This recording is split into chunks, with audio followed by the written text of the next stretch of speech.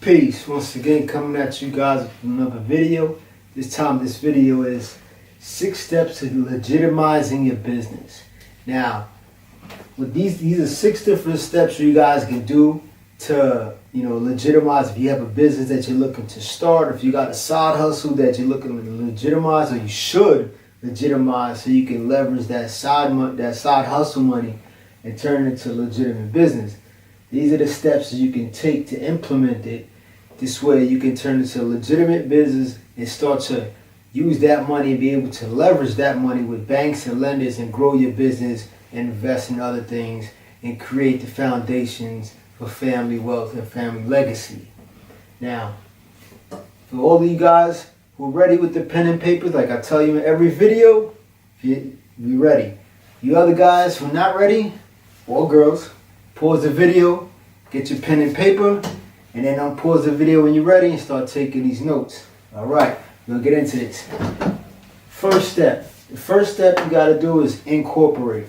So whether you're, if you got a steady clientele and, you braid hair, or you do hair, you cut hair, whatever it is, you want to legitimize your business. So the first step is to figure out the type of corporate structure that is right for the type of business that you're going to be running and incorporate. This can be done using a lawyer, or you can go to your local Department of State's website.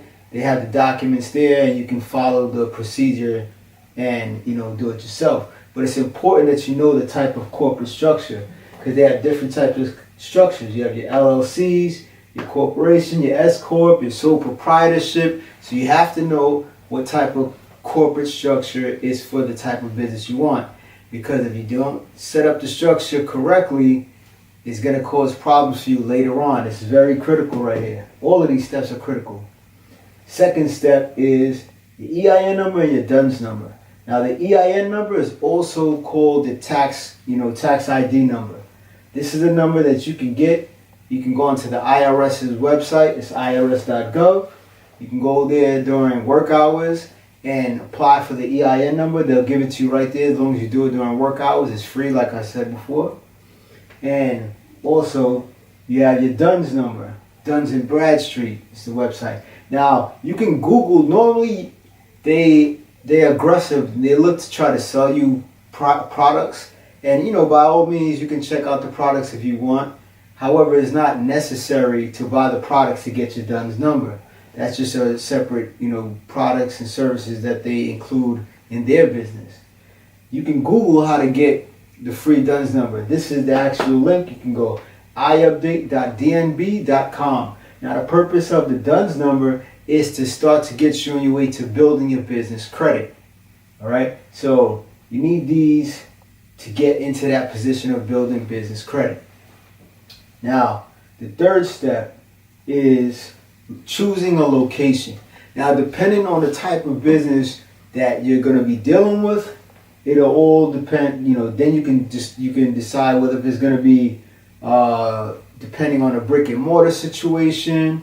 If you need a storefront, if you're going to use a virtual office, whatever. Depending on the type of business you want.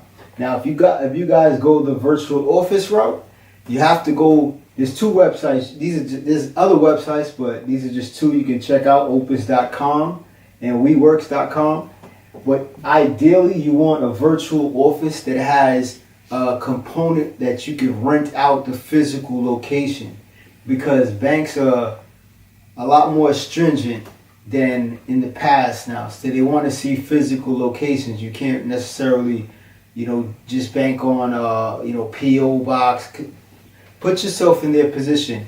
If you are a lender and somebody has a corporation and you look for where this corporation is located physically and it's a PO box, would you give them a $500,000 loan? Would you give them how confident would you feel? That's a better question. How confident would you feel giving out this loan? You probably wouldn't, and it'd probably be a smart idea for you not to. So, physical location. And if it's brick and mortar, obviously that'll depend if it makes sense for you. If it makes sense, by all means, pursue your thing. But brick and mortar, virtual office, dealing location. Now, the 4th step is the business bank account. Now, your company is the seasoning process. The history starts right here. Once you open up the business bank account, like you could have had all of this lined up and, cutting hair with your LLC, or, you whatever you might have been doing, shoveling snow or whatever. But if you don't have the business bank account, that prior history really doesn't do much for you. So the seasoning starts right here. So now, in order to get the business bank account, a lot of lenders, a lot of banks are going to want to see a physical location. And in some cases, they may send a person from their bank to visit the physical location, which is why I recommended, if you did a virtual, or if you chose a virtual office route, that you find one that has a physical office location component that you can rent. So if they're coming to meet you, you have a place that you can actually physically meet them at. So they see the physical location for this corporation. Boom. And you can sign off because you're part of the corporation. Now, simple. Fifth step, social media. Now, all of these steps are important, but people have to understand social media. Social media is not to be the driving force, the platform for which your business resides, right? Social media is a tool to drive your business, to bring awareness and drive your business. This is what it should be, to your website. See, social media is someone else's block. So as we've seen throughout history, we see MySpace and Black Planet, all these other social networks that had their runs and fell. Now, if your business is dependent, I should say, on a social media platform, if that platform falls, so do you. So it's not a stable position for your business to be structured. So now you should sit here and structure your business where you're using social media for what it's for, to bring product or service awareness or brand awareness and drive this traffic to your website.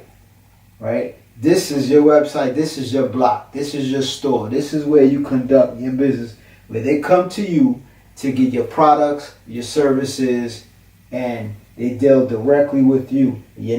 It's not dependent on social media. So Instagram and Snapchat, all of these platforms can collapse. It doesn't matter, because your website address is still what it is, and you use social media platform to drive awareness to the website. So that's one of the most important, that's probably the most important thing about having a site. So now, also you can find up the Google search, search through the keywords, et cetera, et cetera, et cetera. Now, like I said, these are the steps you guys can take to put yourself in position to, have a legitimate company. No matter what it is, no matter how small you may think. You selling weed brownies now, instead of selling, serving your block, you legitimize your company and you can serve the world. Obviously you got to, deal with the states that, are on board, but everything counts. Don't look at your hustle as something small. It takes just as much energy to think big as it does to think small. So why would you shoot at a low-lying target? Doesn't make sense. You got to weigh the risk with the reward. So a small company can fail just as well as a big company can fail. The difference is there's a lot more money in the big company. So why not look to scale your small company into a grand company? Don't think small. All right. Now, like I said, this concludes our video. We're going to keep them coming. You guys can follow us at YouTube at Mr. Flip These Bricks, and Instagram at Mr. Flip These Bricks. And always make sure you make the next move your best move. All right.